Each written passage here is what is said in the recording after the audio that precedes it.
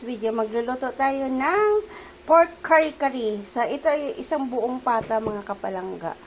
Pinalambot na siya. Ang ating sahog ay naano na natin yung ating mga gulay. Meron tayong puso, saging, pechay, sitaw at saka talong. And then, meron tayo ditong ginamos. Yan. At saka ang ating peanut butter.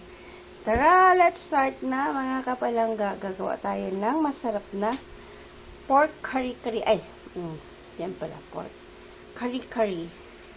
Kari-kari. Yan. Okay, so, gigisa natin yung ating mga sahogs. Tingnan natin kung kayang i-stand. Hindi pwede. Magawaw. So, yan mga kapalangga. Let's check. Medyo magalaw eh. So, ayan mga kapalangga. Magigisa muna tayo ng ating bawang. Yan. See? Hindi masyado magulo. Malaki naman masyado itong ating sandok. Isa lang din. Mabigat. Yan o. Yan. Ang ating sibuyas. So, igisa muna natin. Palabasin lang natin ang ating, kakaramelize lang natin ng mga palangga. So, yan. Then, ang ating pork. Mayroon din pala tayo dito mga kapalangga, yung aswete. So, ayan, aswete, pampakulay. At saka, yung bigas, pampalapot. So, nalagay na natin ang ating pork. Ayan. Ayan. O, diba? Lalaki ng ating pork.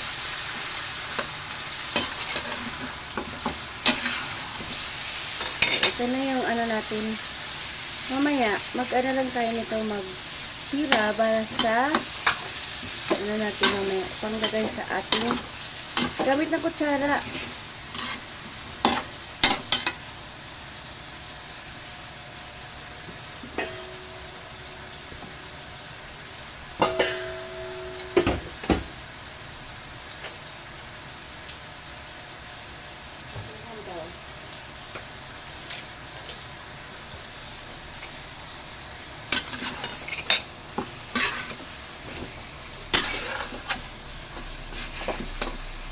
So, kailangan ko na mag-practice talaga mga kabalangga mag-cooking kasi parang gusto ko nang ng cooking na lang. Hindi na magturo-turo, mag-teach. Cooking na lang. At least mabubusog pa sila yun, Cooking with the heart. Ayan. Kasi kahapon pa namin ito pinalambot mga kapalangga. Okay, ilagay na natin ang ating aswete. Pampakulay. Halaula.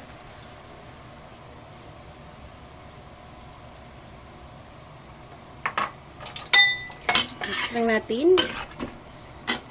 Ay, asan na yung pinagpakuluan pala ng anak kanina? Chicken broth. Yung ating pinagpakuluan nito. Sa chicken. Hindi na lang ipang sabaw natin, di ba? Kailangan yung sabaw. So, ayan. Si Mare ang maghahalo kasi hindi pa talaga expert si Leia. So, ayan. Yan yung dahilan kung bakit naninilaw ang ating kare-kare. Gawa ng ating aswete.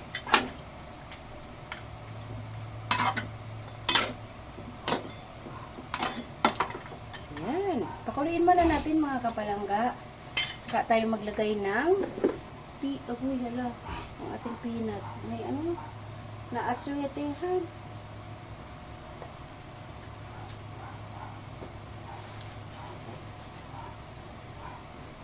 Yan. Lagay na. Okay, maglagay na tayo ng ating peanut. Add more. Oh, enough? Ayan. Yummy. Takpan muna natin to.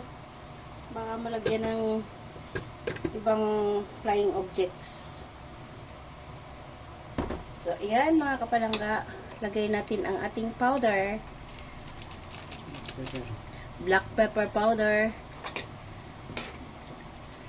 Ano yun natin yung mag-add tayo ng cubes para sa additional na lasa.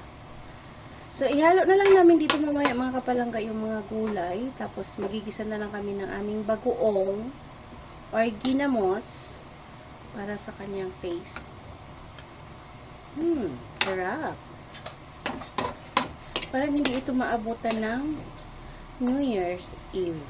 So, maglalagay lang ako mga kapalangga ng ng kaunti sa plato para sa New Year's Eve. Ha? Diba? Kailangan natin abundant daw. So, last year, wala kami dito sa bahay. Nangapit bahay kami sa Batangas.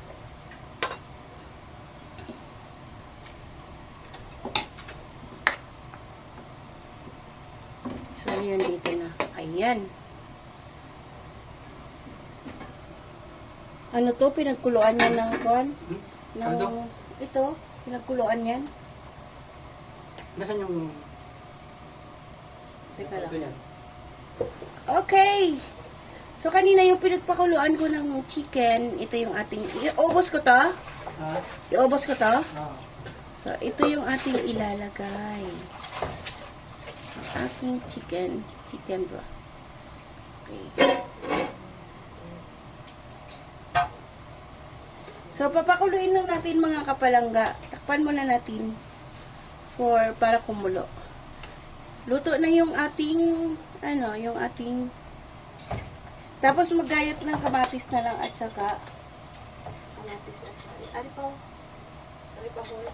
hindi na to gagamitin ng aswete, di ba? Okay na?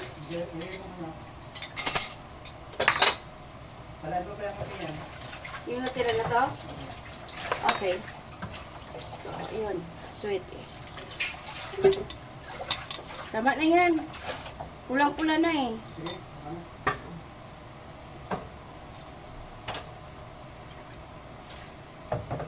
Para makaraw, ay ka na sa mga saksan.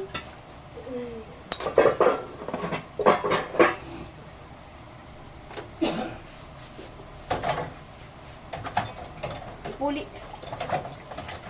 Ayan, takpan muna natin mga kapalangga. Kukuluin. Oh! Wala na si Liam ah. Alright! Ayun! Kumulo na. Check natin. So, ayan.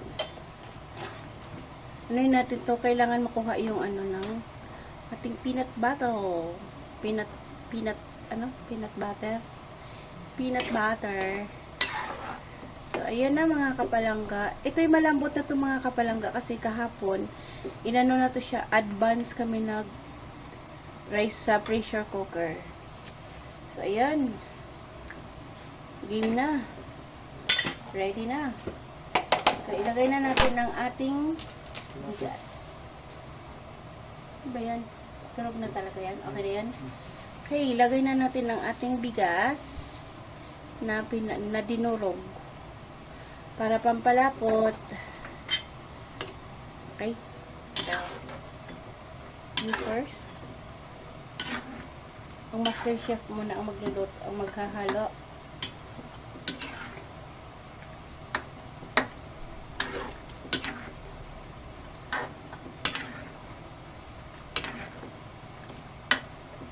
Okay. Lulutuin lang natin yung bigas para lumapot siya, di ba? No? Pampalapot 'yon.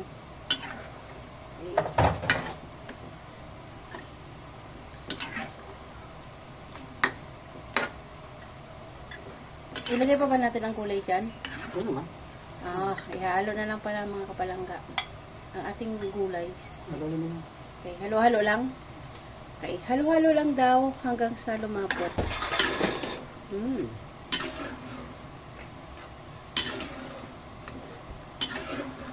Mamaya, Igigisa natin yung bagoong dun sa isang maliit na kawali. Para lulutuin lang natin yung bigas, mga kapalangga. Okay? Takpan. Kumplahan. Ay, wala naman yan asin. Hindi mo naman nilagyan ng asin. Okay, maglagay lang ng kaunting magic granules. Para lang may lasa siya. Kasi ang magdadala talaga nito ng pampalasa ay yung kanyang bagoong, mga kapalangga. So, yun na. Okay, takpan lang, ay halo-halo lang daw. Kasi kailangan natin lulutuin yung bigas na dinurog. Para maging malapot siya.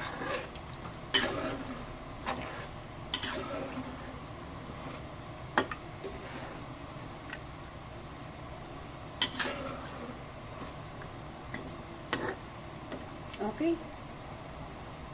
Pwede na yan. Okay, nag-add lang ako, mga kapalangga, ng konting peanut. Kasi sabi, parang wala daw eh. Ilalagay na natin yung ating gulay. Ang ating pinakulo ang gulay kanina. First, ang ating puso. Sa tagilidan lang, mga kapalangga. Ang ating puso. Sunod. Halo. Para maano lang.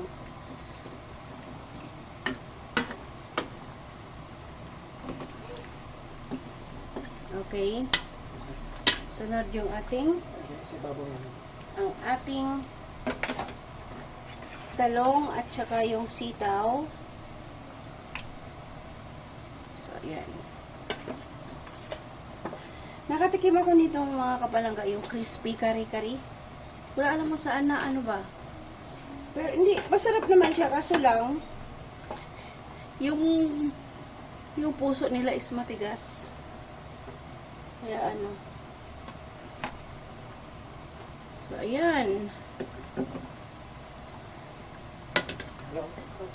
Halo pa rin. Okay, halo daw, sabi ng aming master chef. Para magdilaw. Last ay ang ating pechay.